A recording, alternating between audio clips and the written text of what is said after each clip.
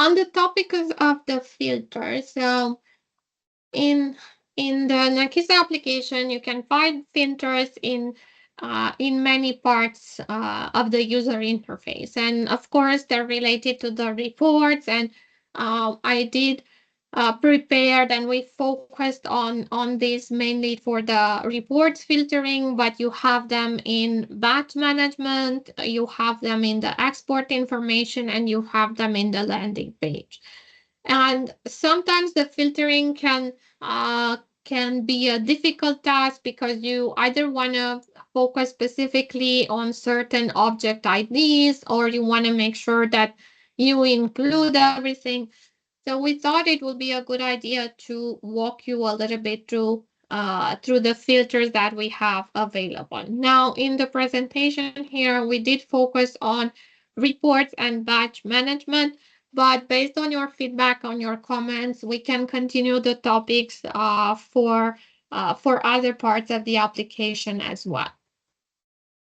The disclosure report are probably some of the most used reports in our out of the box and offerings that we have in the application, but they do have some very specific things that they need to consider in order to make sure that you are selecting the complete and right information that you want. On the screen, you have the main window that opens once you access the disclosure reports from the main menu. And of course, you have the list of available disclosure reports. Some of them are standard specific, but the majority of them do apply for all the standard.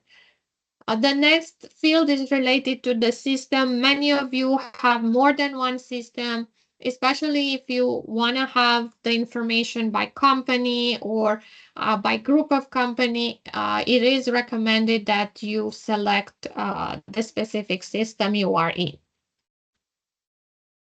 The fiscal year variant, this is something related to the specific configuration each company has. And as you go to contract ID, you can select specific IDs. Whenever you see contract ID, and this is one of the topic I wanted to touch upon, is that this is the type of filtering that is very specific, and it's available depending on your settings to about 20 contract IDs you can select at one time. The disclosure reports, their main purpose is to give you the information for a specific region or company. But of course, in some situation, you need to make some selection. This type of filtering going by object ID is not exactly the most efficient way when you extract information from the database. This is the reason why when you see ID, this is something that is typically limited. So in order to get the information, then you can use some other more efficient filters like company, business unit, cost center, and we're going to see them in the next slides here. This is one of the things that is very important. So depending on how your structure is made in the master data, you will be able to extract the information. So perhaps you have lease areas that are matching the geographical region, or some other type of structure that you have in your own ERP, in your own organization. So it's very important that you do introduce this structure in Nakisa as well, because it will help you extract and filter and get the information that you need to. The business unit is a subordinate of the lease area, but it is in a direct relationship with the company code, meaning that one business unit can be connected to one or more companies and vice versa. So here, depending on the combination and the structure you have, you need to pay attention to what exactly you are selecting. We have introduced the ability to exclude the frozen company codes, and then you can also select by vendor if it's some, and the vendor is one of the fields that we do have available for many of our reports. And we are talking about disclosure reports here, but a lot of the filters are in common with all the other reports that we have available.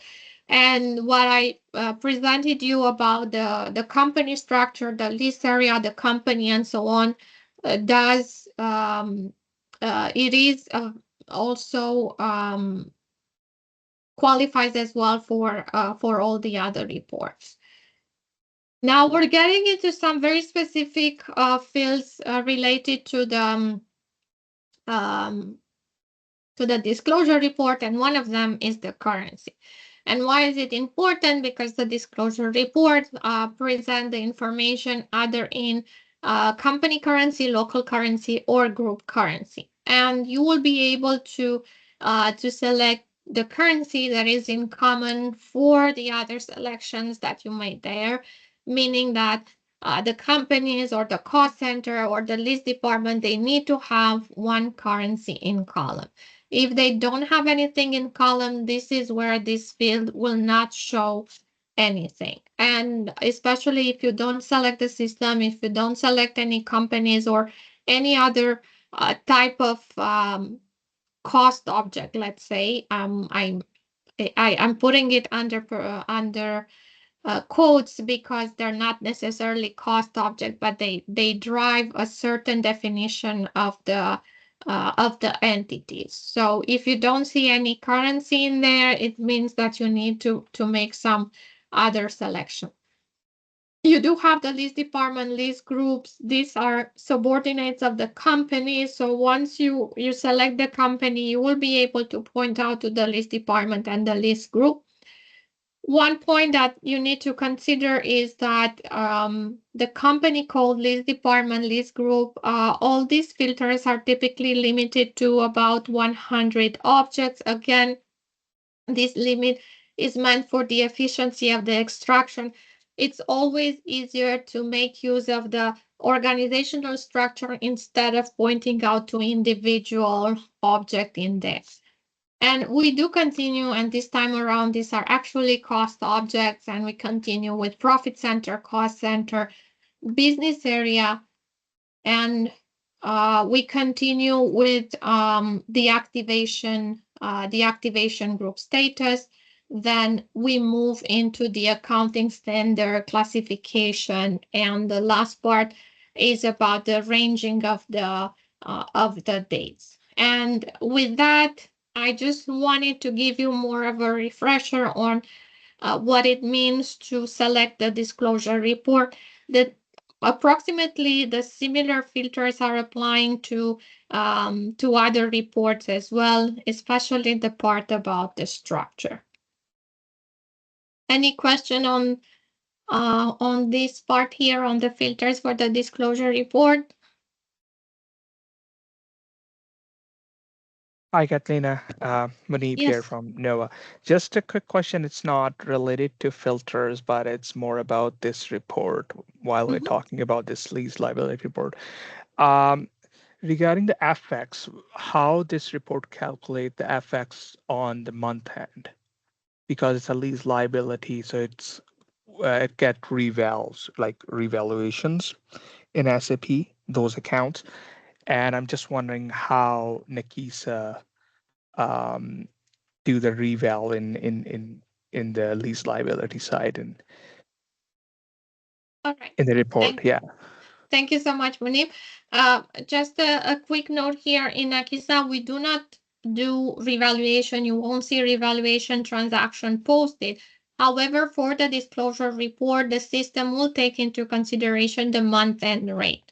So especially for the liability following the guidance from the presentation standards, the system will take the month-end rate and will convert the closing balances for the liabilities at that rate. So with that, you will do, as you are doing the revaluation in SAP, the revaluated amount, the closing balance will match with what you see in the liability report. And the same goes for the lease liability, because what we're seeing here on my screen is the lease liability, but let me switch back to the actual application. But all the liability reports, so the maturity analysis report, the maturity analysis report by calendar year, and the lease liability report, they will have the same logic behind them. The system will take the month end rate, but of course, it's important to know that the month end rate needs to be maintained. And I'm just going to go really quickly in the manager page.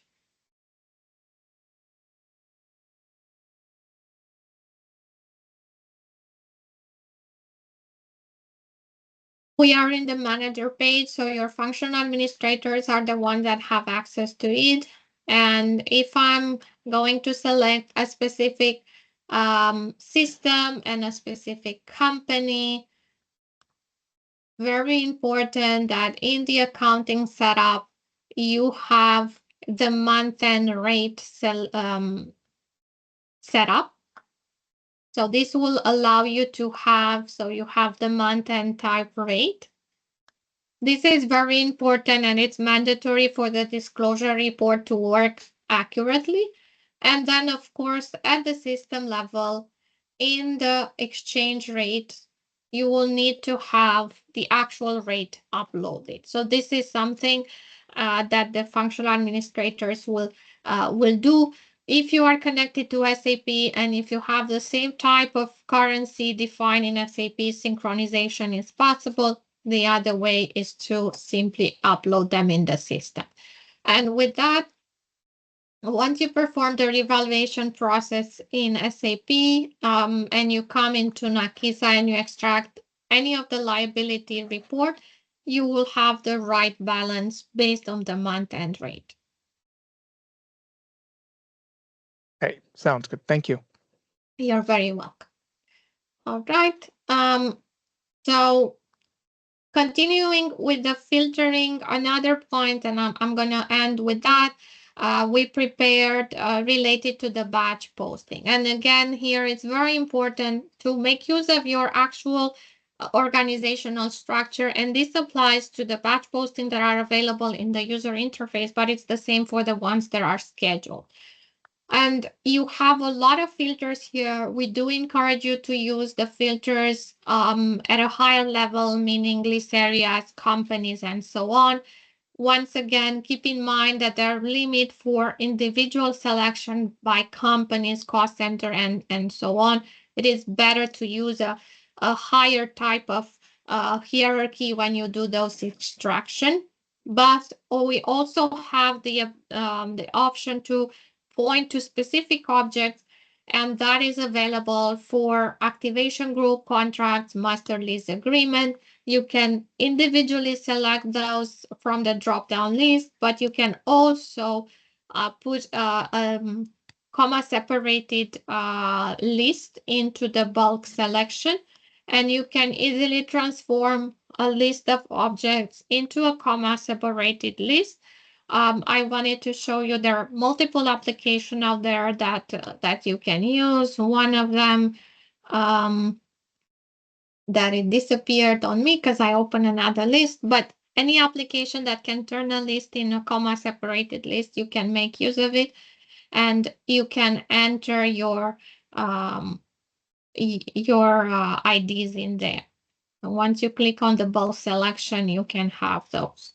As I was mentioning, this is a less efficient way of selection. Always better to use something like cost center, functional areas, and so on if you have them defined.